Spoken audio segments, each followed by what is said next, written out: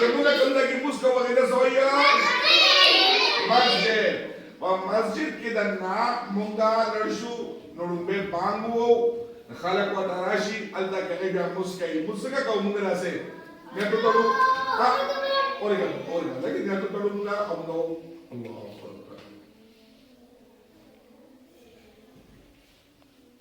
الحمد لله رب العالمين الرحمن الرحيم مالك يوم الدين. تاسو موږ مونځ کوو که امام عربي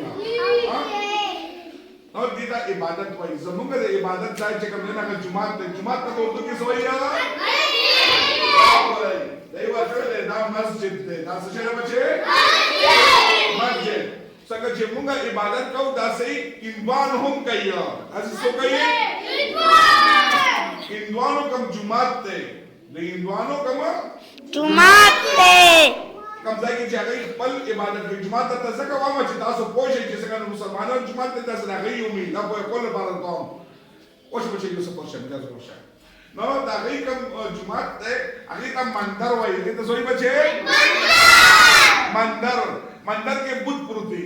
دې بچې کې نه هغې کې څه پروت دی بت پروت دی او هغې ته هغوی عبادت کوي د بت هغه بت مخې ته داسې راستړي داسې کي او ساړه مې وایي دندنا دندم دندا دندم دندم دندا دندم دندا کئی کنا او دا یو ګنټي ودا کې تالي کې دې چر سره دا کې ټنګ اړین आवाज وباسیا ٹھیک لګا نه وښي بچي ها دا کې شانتي بیا عیسایان دي دا دغه مندر دې دیوانو دا برابرې دا عیسایان دي. عیسایان هغه کوي چې څوک عیسی علیه السلام مني الله پاک بلاشه پیغمبران را لګلو ایشو باید یو عیسی علیه السلام مو نه دا غي جمعه ټنګ داسې आवाज هغه شي په زور باندې خلک کوی شي موږ ووسو خلک کوی شي چې اوس موږ عبادت کوو.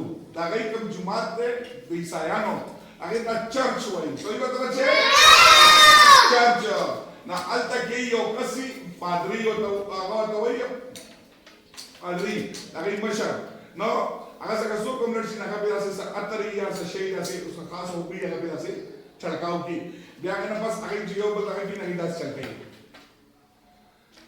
چې کوم ځای کوم ځای کړه هغه داسې دا چل کوي. او دین علاوه دا هغه ځان څخه یو چابې په شان ټي شکل والا شی ساتلې دا د هغه مذهب والا نشان دی. ټي یا دې ته بچي نو موږ وایو چې مسلمانان مسجد هندوان مندر او عیسایان چرچ.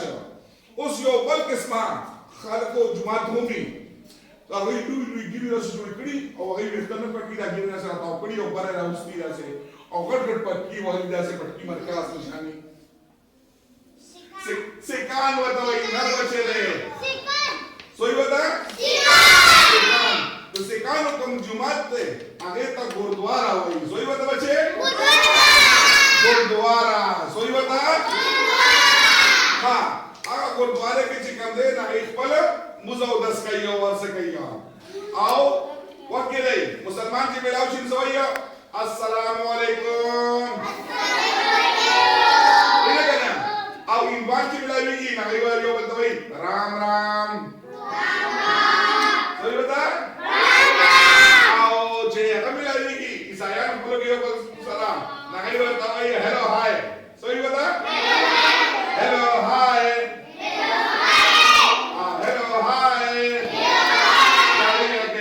او سیکان چې کوم دي څوک سیکان هغې کې چا سره میلاویږي نو هغې داسې کي ست سري اکال ست سري اکال دا د هر چا خپل خپل سلام دی. اوس پوه شوئ نو د مسلمانانو جومات ته وایي مسجد د هندوانو جومات ته وایي مندر د عیسایانو جومات ته وایي چرچ او د سیکانو جومات ته وایي ګردوارا. ٹھیک دی ټول پوه شوي بچې په دې باندې شاوی مجوسیان ورته وایي هغوی د نور عبادت کوي.